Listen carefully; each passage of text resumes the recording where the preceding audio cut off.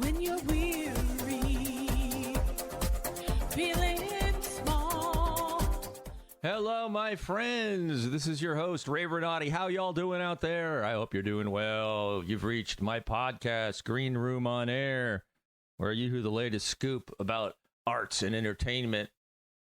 Oh, who saw the Academy Awards, the Oscars, the 2022 Oscars, the greatest award show, the biggest award show on earth. And what did we see? A slappy-doo fest. A slappy-doo fest. Well, it was a sort of a one-sided slappy-doo fest. Will Smith proceeded to do a little slappy-doo on the famed comedian Chris Rock, who I love, who I have like now massive love and respect for. That guy has some quick reflexes and some real professional demeanor that he can call upon at a moment's notice. How many other stars, anyone on earth, could be so cool, calm, and collected after just getting the shit slapped out of him? Chris Rock, I worship the ground you walk on. Let's take a look at what actually happened here, in case you didn't see it, but if you're living under some kind of Chris Rock somewhere out in the desert. The Oscars this last Saturday featured, well, an assault. What else can you call it? I mean, Chris Rock came out, did his Chris Rock thing. Let's go through the actual words that were said here. I have the transcript of the interaction. Chris Rock said, as he's on stage doing his comedian thing, "Jada, I love you." Now, first of all, I love you. Look at, he loves her. So basically what he's saying is, Jada, I love you. Now I'm going to tell a joke at your expense because that's what's expected of me as a comedian at the Oscars, because we want to bring stars down to earth. So that's basically what he's saying when he says, Jada, I love you. Then he says, G.I. Jane 2, can't wait to see it. Now, I was watching the Oscars when he said that. I had no idea what he was talking about. I looked at my wife and said, what's he talking about, G.I. Jane? I had forgotten about the original film starring Demi Moore, who also shaved her head. And it came back to me, and I remembered that that Demi Moore was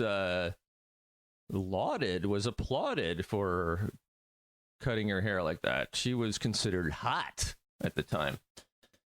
Maybe Will Smith was too young to remember. So he says, Jada, I love you. G.I. Jane 2, can't wait to see it. Okay, so he's referencing the fact that Jada also shaved her head, similarly to Demi Moore. If you look at two pictures of them together, they look very similar. So that was actually quite adept of him. It's a mild joke, really. I think Jada, what's her name? Pickett Smith? She looks beautiful with the short hair. I mean, seriously. So I didn't understand why she was upset. In fact, there are two videos.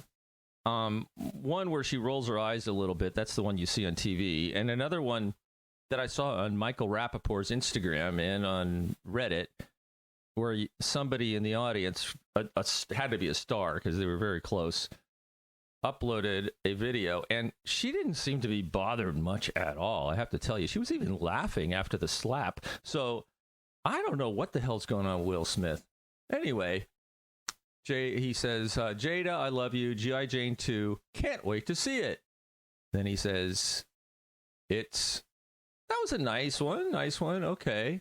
Because I think that what happened was he saw some bad reactions down there from Will Smith that were delayed. Because at first Will Smith was laughing at the joke. But maybe as it sunk in, or maybe as he noticed Jada's body language changed to one of contempt for a couple of seconds, he, given the fact that he's been having some serious marital problems apparently over the last few years that have been public, which I haven't been paying attention to, may have felt like, okay, this is my moment to step in, as King Richard would have done for his daughters. Anyway, so I'm up here, and Chris Rock says, I'm up here. Uh-oh, Richard. Uh-oh. So he sees, that indicates to me that he saw Will Smith getting out of his seat and walking toward the stage, probably wondering what the hell was going on. And Will Smith walks up and slaps him. Now, the cool thing here, if you watch it in slow motion, or you watch it a number of times, you can see that Chris Rock has his hands behind his back, which show, it sort of indicates like a regal stance, like somebody in charge, which is cool because he's on stage, he's the comedian. And he kind of leans forward, and that's probably because the lights are so bright. Will Smith just looks like this shadow walking toward him. Because I've been up on a big stage like that myself, and you can't see very well, especially when someone comes out of a brightly lit background and they're suddenly right there. It's like your eyes don't adjust. So what was really cool is Will Smith has some mad reactions. He's quick. I'm wondering if he has any martial arts background, because fortunately for him, he sort of ducked to the right. He did a perfect duck to the right, to his right, as the slap was coming, and that sort of dampened the blow, as it were, so that it didn't really hurt him. Like, if he had not done that and gotten hit with the full force of the blow, hell, at his age, he might have gotten a concussion. Then after the slap, Chris Rock says, "Oh, wow. Wow." And then he said, "Will Smith just smacked the shit out of me." And Will Smith then, seated, screaming at Chris Rock on the stage. And if you can find the video, maybe I'll put a link here in the notes. The second video, that was not the produced TV video, but just from a camera, a phone on a camera. I mean, a camera on a phone. You really get a sense of how icy cold the atmosphere became at this point. Will Smith says, I'll try to do it like him. "Keep my wife's name out your fucking mouth." There you go. That's kind of how he said it. And Chris Rock says, "Wow, dude." And Will Smith says, "Yes." And Chris Rock says, "It was a G.I. Jane joke." And Will Smith again says, "Keep my wife's name out your fucking mouth." And Chris Rock says, "I'm going to, okay? Oh, okay." And then Chris Rock, jumping to the next day in his mind, realized and then said, "That was the greatest night in the history of television." And you know what? It might have been the greatest night for Chris Rock, because he's on tour now, and I heard that his tickets are selling for thousands of dollars. I wanted to go see him when he came to the Bay Area here in San Francisco, but I doubt I'm going to be able to afford the tickets. So Chris Rock, in his ability to keep a composed demeanor, is going to profit off of this. Good for him. Will Smith was out of line. Now, Will Smith must be in pain for doing something like that. Will Smith is a very privileged person, a person who is in a bubble, as it were. I don't know that he really interacts with normal people, or it has any amount of any number of rules that he has to follow like the rest of us do. In fact, the very fact that he was allowed to stay in that auditorium and then accept his award just moments later for Best Actor in a Motion Picture and give a speech where he was basically justifying his actions is unbelievable. And then the audience giving him a standing ovation. A man, Will Smith, assaulted a comedian on stage, moments later receives the Best Actor award in a motion picture gives a speech where he justifies his actions, gets a standing ovation, and that's fine. Nothing happens. Nothing happens to him. The cops don't arrest him. They don't kick him out of this, out of the Oscars. Folks, this is a weird world we're living in. A very, very strange world.